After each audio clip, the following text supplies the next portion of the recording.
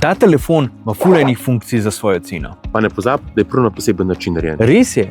Honor 600 Lite ima vakuumsko kovano enodelno aluminijevo hiše, dolga beseda, in je v bistvu ta prvi telefon, ki ima na tak način narejeno v hiši. Maybe design pri tem telefonu daje vibe, da je narejen pri enem drugem proizvajalcu, ampak pri tej ceni bi jaz rekel, da je to dejansko kompliment. Zaradi tega procesa je tudi precej tanek, ker v bistvu samo še doda celotnemu dizajnu. No, čeprav je ta telefon res tank, ima noter vrhunsko 6520 mAh veliko baterijo, ki omogoča, da telefon brezskrbno uporablja.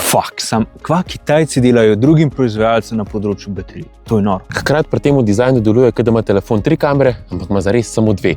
Tretji krog tukaj je v bistvu samo flash, ki dopolni dizajn, da je mogoče tak bolj poznan. Glavna kamera je po dnevu dobra, po noč pa solidna, zdaj ultraširokokotna kamera je pa ok, sem se pa vidi, da je budget kamera. Honor 600 Lite ponuja tudi en kup AI funkcij, ki so zelo uporabne in so na voljo tudi v slovenščini, kar danes pri AI funkcijah še ni samoumevno. AI je uporaben pri procesiranju fotk in pa pri ustvarjanju sprotnih podnapisov pri videih, kjer podnapisov ni. Ful fino. Na desni spodnji strani imaš AI gumb, s pritiskom na katerega lahko na hitro dostopaš do Honor AI menija. Hkrati pa lahko ta gumb uporabljaš tudi za upravljanje kamer. A maybe spomina na kakšen drug gumb? Maybe. Ampak zadeva dela.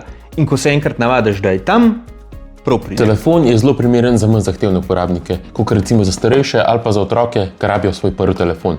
Primeren pa je mogoče tudi kot služben telefon za službene namene. Tale budget telefon za svoj cenoven rang res precej ponuja.